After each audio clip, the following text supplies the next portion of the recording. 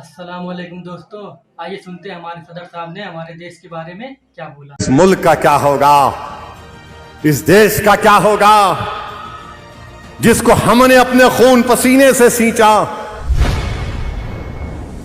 मगर आज देश की पार्लियामेंट में गाली दी जा रही है और बीजेपी सिर्फ उसको नोटिस देती है, लव लेटर देती है। मैं पूछना चाहता हूं देश के प्रधानमंत्री, अगर यही बात कोई आपके बारे में करता तो क्या होता इस देश में?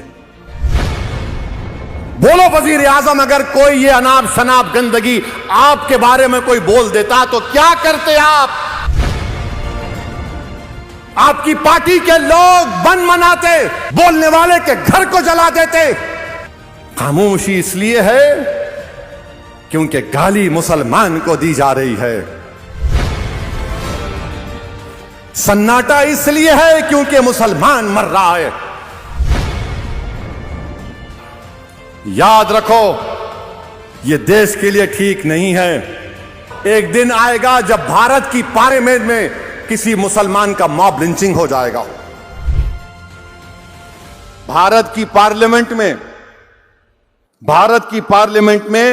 एक बीजेपी का एमपी एक मुस्लिम एमपी को बकवास, गंदगी, गाली देता है। एक एक बात, मैंने क्या क्या बात बोलता है। लोग कह रहे हैं नहीं पार्लियामेंट में नहीं बोलना चाहिए था। अच्छा, पार्लियामेंट में नहीं बोलना चाहिए था? बोले कि नहीं, उसकी जबान खराब थी। अच्छा, जबान खराब थी? अरे ये तो अवाम का नुमाइंदा है ना, तुमने इसको वोट डाला। जब अवाम इतने लोगों को मार रही है, जुनैद नसीर को जला रही है, नूह में घरों को 300-350 घरों को बगैर कानून के ड्यू प्रोसेस को फॉलो किए घरों को तोड़ दिए, धर्म संसद में गालियां दी जाती हैं मुसलमानों को, रेप की धमकियां दी जाती हैं, तो ये तो तुम्हारा नुमाइंदा है। उसने गालियां दी, अच्छी जबान इस्तेमाल नहीं की। उस बीजेपी के एमपी ने, अरे वो तो गोडसे की बात कर रहा था, वो नाकाबिल कबूल है। हम तो रोज सुन रहे हैं ना इनको गाली। मैं जानता हूं, मेरी उम्र 8-9 साल या 10 साल की थी। हमारा घर हैदरगुड़े में था, पुराना घर। वहां पर हर कोई आरएसएस के लोग, जब कोई जुलूस होता तो हमारे घर के पास आकर पुकारते, सलाहुद्दीन अवैसी कब्रिस्तान या पाकिस्तान।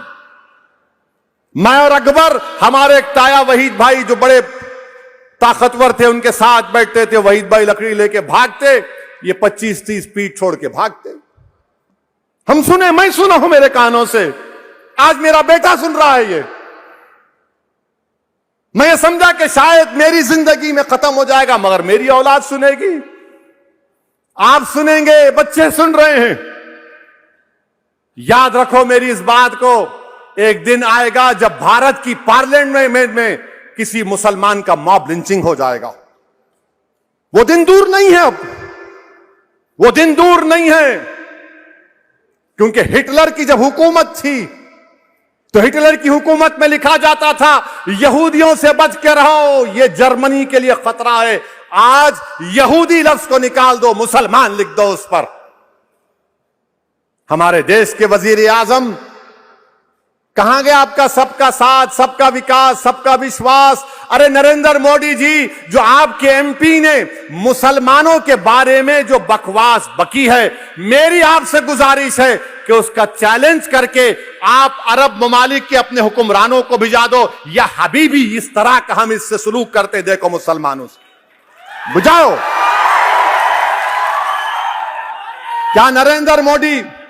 क्या नरेंद्र मोदी अपने एमपी की स्पीच का अरबी में ट्रांसलेट करके मोहम्मद बिन सुल्तान, मोहम्मद बिन जैद को भिजाएंगे? आप भिजाएंगे उनको? बताओ देश के वजीर आजम। क्या तुर्की के अर्दोगान को भिजाओ? देखो हम इस तरह भारत की नई बिल्डिंग में हमारे पार्टी का एमपी ने मुसलमानों को इस तरह कहा है। देश के वजीर आजम कुछ नहीं बोलेंगे। जुनैद नसीर मर गए, वजीर आजम मुंह नहीं खोलते। ट्रेन में 3-3 मुसलमानों को नाम पूछकर गोली मार दी गई, वजीर आजम कुछ नहीं बोलेंगे। पीटा जा रहा है, 17 में मारा गया, कुछ नहीं। अरे 17 में तो जो बच्चा शहीद हुआ, अरे देवेंद्र फडणवीस तुम्हारे आदमी ने जुलूस को निकाला था। तुम होम मिनिस्टर रहकर तुम्हारा आदमी 17 की मस्जिद में घुसता है माप को लेकर। कैसे होम मिनिस्टर हो तुम देवेंद्र फडणवीस?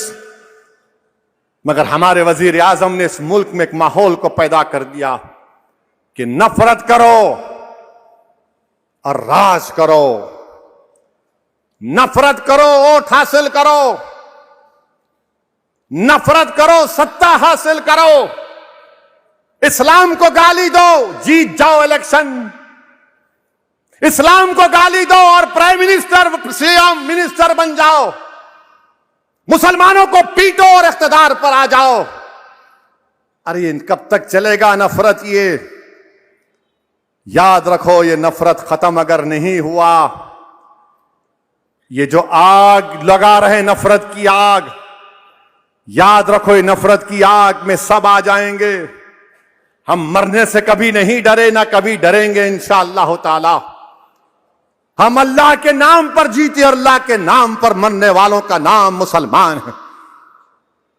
मगर इस मुल्क का क्या होगा, इस देश का क्या होगा जिसको हमने अपने खून पसीने से सींचा, जिसको अल्लामा फजल खैराबादी ने अपनी कुर्बानियों से आजाद किया।